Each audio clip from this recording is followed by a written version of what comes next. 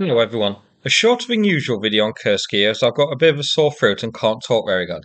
But Ukraine has shared some fresh videos which are worth a quick look. So, this first clip, an interesting FPV drone strike on the 2S5 Self-Propelled Howitzer that's hidden in the trees. So, the first drone hits the camouflage netting, blasting a hole into it. The second drone hits the howitzer on the rear, with the third drone carrying up a follow-up attack. The fourth drone arrives on the scene to see the 2S5 in flames and destroyed, so that one's attack was aborted. The howitzer is pretty well hidden, in the middle of a clump of trees and with a camouflage net at the front, which actually served to protect the howitzer from the first drone. Interestingly, something is already burning prior to the drone strike, shown here. When we get another angle, it appears to be a pile of pipes covered with camouflage netting. No idea why. The pipes are too big to be something like, say, spare barrels for the howitzer. Maybe Russia has used them as a sort of makeshift barricade or something? An odd one. Given the smoke, it appears Ukraine may have hit it, presumably thinking something important was hidden under it. This was here, the howitzer hidden in the trees as shown. Zoomed out, near Glushkovo. Now, as this is a hiding spot, the 2S5 would go elsewhere to fire. But let's check a rough range. So, this 2S5 can cover the front lines here, quite easily, and even areas further back. No date was given for this though. This could be recent, or it could be from the early days of Ukraine's offensive into Kursk. Here's a picture of a 2S5. So, it's a 152mm artillery system from the late 1970s. Oryx has 74 listed so far. Russia had 120 in service at the start of the war, but older ones in storage are being modernised for use. Here, another video shared by Ukraine. This one showing an FPV drone attacking a Russian T-80 BVM. There looks to be some pretty heavy electronic warfare jamming going on, as the screen is quite flickery here, and the feed keeps getting cut out. We can see the tank is destroyed and burning, however. This is here, the T-80 in the field near this little tree line. This was geolocated by Blinska on Twitter to be north of Kamyshovka. To get orientated, you can see Suja at the bottom of the screen. So, this is roughly here on Live UA's map. So this is a Russian-controlled part of Kursk, quite close to the front lines.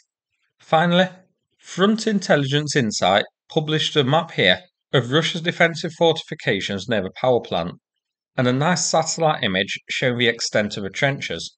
So, these are now much more than a single defensive line that we saw being built early on, and have evolved into large defensive fortifications with lots of trenches guarding key areas. In the map in the bottom corner, you can see just how far these have spread. One thing Russia does well is projects like this. It took them just 2 weeks to build a pretty big defensive line on that main road, running east to west south of the power plant. To make it a little clearer, it's like so. So, south of Lgov and south of a power plant near Kursk, extending east to west. I don't know if Russia has actually extended them further towards Rilsk or is planning to. Well, the priority for Russia at the moment seems to be to safeguard the nuclear power plant, which Russia still seems to think is a potential target for Ukraine here. So, quite interesting to see. There hasn't been any confirmed territorial changes, so the map is the same as it was the other day. But before we finish, I have an interesting video from Cars for Ukraine that I'll play at the end, showing some of their cars actually entering Kursk. It's worth a watch, and their current fundraiser is still ongoing. There's a donation link in the description. Thanks very much for watching, and take care everybody. Це український пропускний пункт у Суми, Суджа.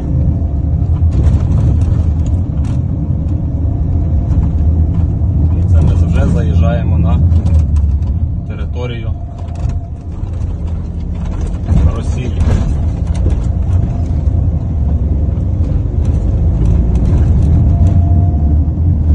Впереді нас медична бригада на Volkswagen T5, передано паном Френком з Амстердаму. Велике йому дякую від цього нашого колективу і від козаків, яких ця машина вивезла.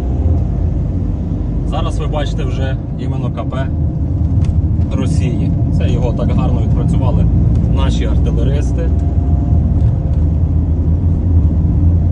Зрівняли, можна сказати,